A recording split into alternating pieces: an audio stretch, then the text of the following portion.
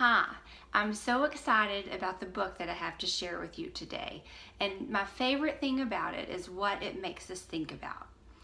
This book, Miss Rumphius, helps us think about how we are going to make the world a better place. So as we're reading, I want you to think about what you can do to make the world a better place. Miss Rumphius, Story and Pictures by Barbara Cooney. By Barbara Cooney. Miss Rumphius. Miss Rumphius.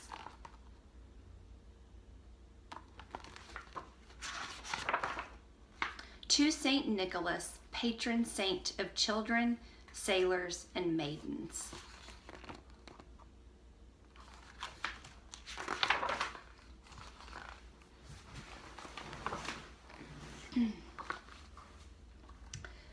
The lupine lady lives in a small house overlooking the sea.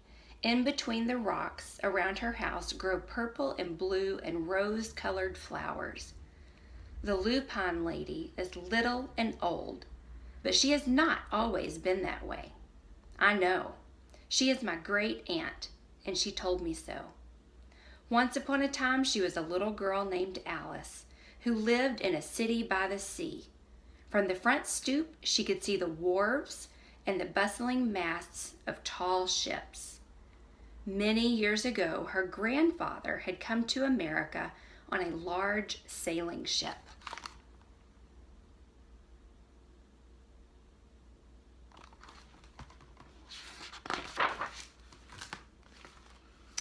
Now he worked in the shop at the bottom of the house, making figureheads for the prows of ships and carving Indians out of wood to put on the front of cigar stores.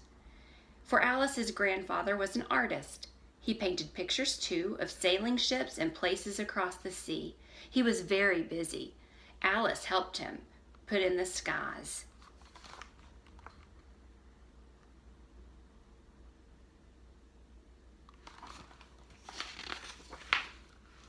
In the evening, Alice sat on her grandfather's knee and listened to his stories of faraway places. When he had finished, Alice would say, "When I grow up, I too will go to faraway places. And when I grow old, I too will live beside the sea." "That is all very well, little Alice," said her grandfather, "but there is a third thing you must do." "What is that?" asked Alice. "You must do something to make the world more beautiful," said her grandfather. "All right," said Alice, but she did not know what that could be. In the meantime, Alice got up and washed her face and ate porridge for breakfast. She went to school and came home and did her homework, and pretty soon she was grown up.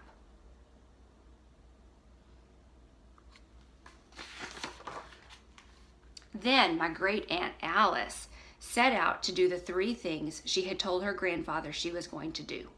She left home and went to live in another city far from the sea and the salt in the air. There she worked in a library, dusting books and keeping them from getting mixed up and helping people find the ones they wanted. Some of the books told her about faraway places. People called her Miss Rumphius now.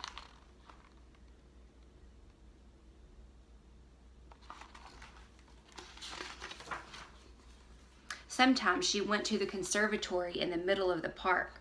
When she stepped inside on a wintry day, the warm, moist air wrapped itself around her and the sweet smell of jasmine filled her nose. "This is almost like a tropical isle," said Miss Rumphius, "but not quite."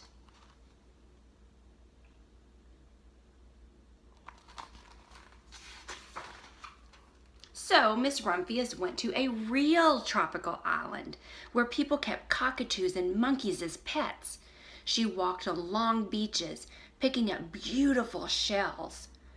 One day, she met the Bapa Raha, king of the fishing village.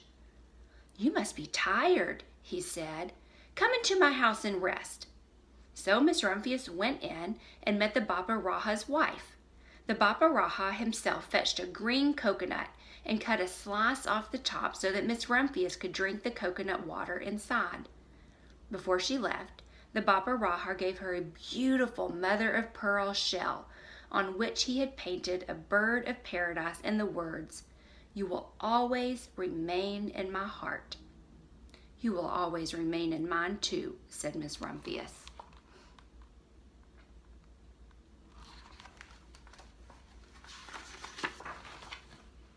My great-aunt, Miss Alice Rumphius, climbed tall mountains where the snow never melted. She went through jungles and across deserts. She saw lions playing and kangaroos jumping. And everywhere she made friends she would never forget. Finally, she came to the land of the lotus eaters, and there, getting off a camel, she hurt her back. "What a foolish thing to do," said Miss Rumphius. "Well, I have certainly seen faraway places. Maybe it is time to find my place by the sea." And it was, and she did.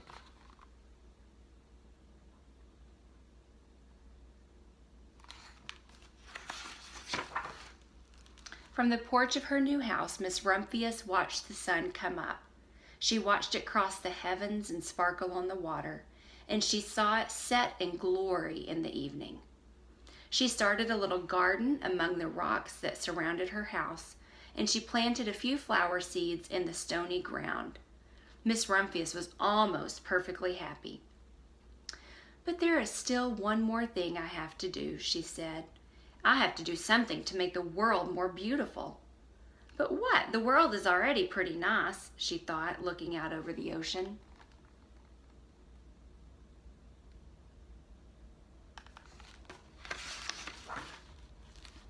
The next spring, Miss Rumphius was not very well. Her back was bothering her again, and she had to stay in bed most of the time. The flowers she had planted the summer before had come up and bloomed in spite of the stony ground. She could see them from her bedroom window, blue and purple and rose-colored. "Lupines," said Miss Rumphius with satisfaction. "I've always loved lupines the best. I wish I could plant more seeds this summer so that I could have still more flowers next year." But she was not able to.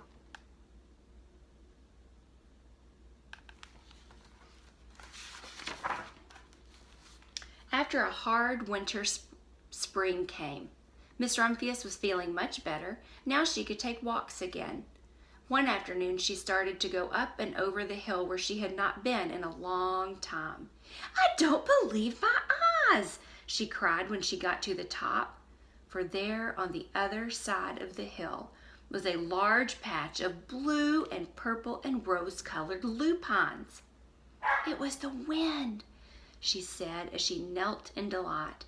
"It was the wind that brought the seeds from my garden here, and the birds must have helped." Then Miss Rumphius had a wonderful idea.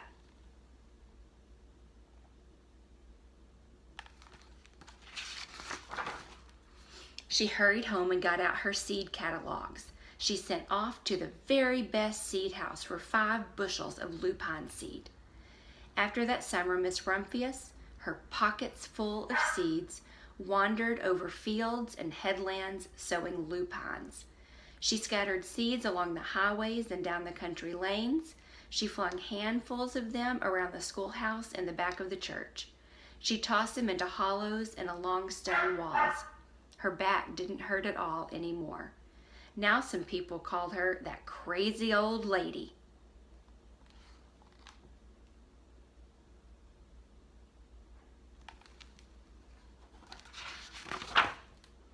The next spring, there were lupines everywhere. Fields and hillsides were covered with blue and purple and rose-colored flowers. They bloomed along the highways and down the lanes. Bright patches lay around the schoolhouse and back of the church. Down in the hollows and along the stone walls grew the beautiful flowers. Miss Rumphius had done the third, the most difficult thing of all.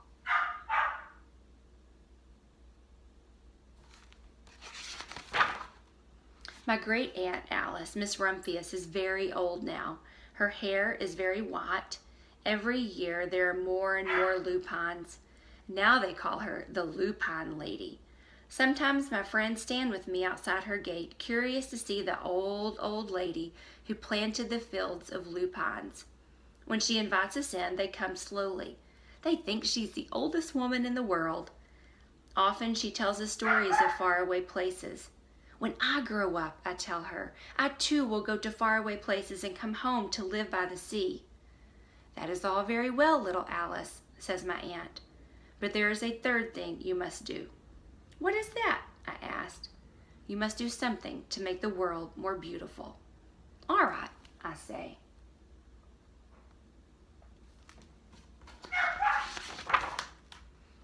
But I do not know yet what that can be.